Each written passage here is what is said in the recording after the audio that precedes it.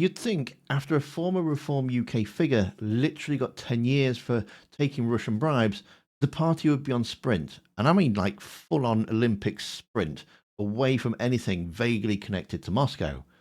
But nope, apparently not. Because yesterday morning, Zia Yusef sat there on national television, and when he was asked the simplest, most obvious political question of the week, should Nigel Farage be retracting, saying that we provoked the war, suddenly he forgot to answer how yes or no works, and decided that protecting Nigel Farage's ego was far more important than living reality. It's never been entirely clear to many people where your party stands on Putin, or specifically your leader. Here's what Mr. Farage said last June. He said, "It was obvious to me that the ever-eastward expansion of NATO and the EU was giving this man, Putin, a reason to say they're coming for us again and go to war. We provoked this war." Look, whatever Nigel Farage meant by that, would you accept that his words may have given encouragement to the Kremlin? No, I would not accept that at all. And but the context for those words, by the way, Nigel gave a speech in Europe about a decade ago, basically warning that there's a path that's being head on here. But look, as Nigel said, we are where we are. Nigel's already said, for example, when he was pressed as to how he would respond if he was Prime Minister and Russian jets encroached into NATO airspace, that his view is that those planes should be shot down. We're crystal clear about our position. I'm not trying to misrepresent. I'm not trying to misrepresent his position at all. All I'm saying is that all I'm asking is, Russians are free to take anybody's words and mangle them. Do you think that it was a mistake for him to use the words, "We provoked this war"? Again, no, I don't think so, because of the context of him merely repeating what he had said a decade ago. And listen, I would also say this, the notion that Vladimir Putin, the murderous dictator, is making decisions based on what Nigel Farage was saying here in England, I think is for the bird. You see, if Reform generally believed that Farage misspoke, if they truly wanted to put daylight between themselves and a dictator, Zia would have jumped at the chance to clear it up. He would have said, yes, it was wrong. No, we don't agree. End of story. But he didn't. He couldn't. And do you know why?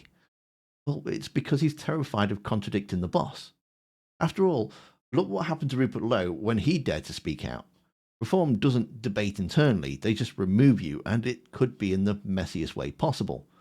So instead, Zia wrapped himself in this bizarre defence where Farage didn't really mean it, and the comments were from a decade ago, and context matters, and Putin isn't listening to Nigel anyway.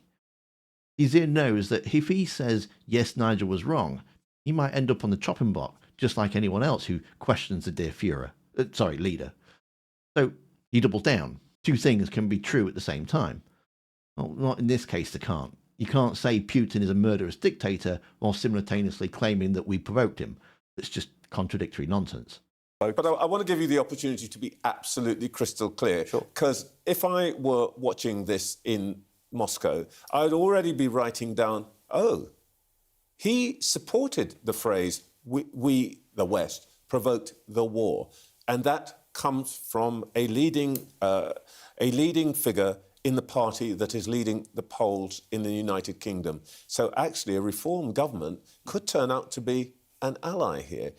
I want you to be absolutely clear where you stand on this. Do you repudiate the words, Trevor, we provoked the war? Nigel has been on the record, 2 weeks ago, saying that if he was a Prime Minister and Russian planes encroached into NATO airspace, he as Prime Minister would suggest that those be shot down. I don't know how much clearer we can be. And as someone who's worked with Nigel, I will tell you this. He did say a decade ago, and I think, frankly, it was quite prophetic, that there was a path that was being headed down here. But we are where we are now, and whenever Nigel is asked about this, Trevor, whenever Nigel's asked about this, he's crystal clear. Vladimir Putin is a murderous dictator. He is the aggressor in this war, and if Russian planes were to encroach into NATO airspace, they should be shot down. Nigel Farage isn't sitting here. You are. You're the authority. I'm not, because he's the leader of the party. Yeah, but you're the head of policy. You're on television. You're a top guy. He used the words, we provoked this war. Do you repudiate those words? if you take all of the things Nigel has said in context, over the last decade, again, this is not some flash-in-the-pan comment. Nigel's been crystal clear. And Trevor, you're a smart person, and so are the people watching this programme. Two things can be true at the same time. Why can't you just say... He has said... Why can't you just say... Because it is not Nigel Farage's position that we, quote, provoked the war. Nigel's position is that a whole series of decisions... We'll get out the clip before the end of the programme. A whole series of positions were taken by NATO and by the European Union. We are where we are. There will be many people who will say, well, these guys are soft on Putin.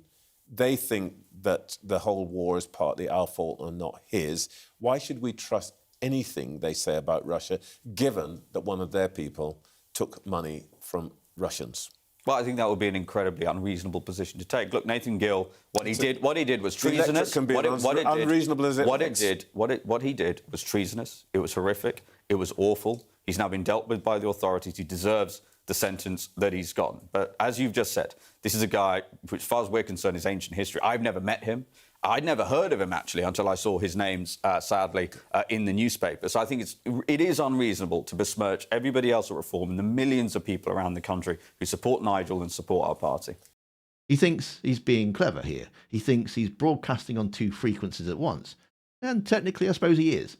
But the message he's sending to the voters is a complete disaster. To Nigel Farage watching at home, Zia is screaming, "Look, boss, I held the line. I didn't apologise." He defends the indefensible. But while he's busy polishing Nigel's ego, he's inadvertently looking the British public in the eye and confirming the worst suspicions. You've got a party already stained by a senior official jailed for taking Russian bribes. The public rightly asking, are you guys compromised? And by refusing to disown Farage's "we provoked this" line, Zia isn't just defending his past comment, he's making it current party policy. He's telling the voter, yes, we took Russian money in the past, and yes, we still blame the West for Putin's war in the present. He thinks he's proving that he's not a traitor to Farage. What he's actually doing is proving to the rest of us that Reform are still a useful idiot for Moscow. And this is the party that's currently leading the polls. Maybe we should be asking who they're afraid of more, the voters or Nigel. Reform TV, GB News really didn't expect a guest to turn the table on Farage during the Hate Starmer segment, which you can see in the video that's on screen now. Thanks for watching. Don't forget to hit the like button, and I'll see you next time.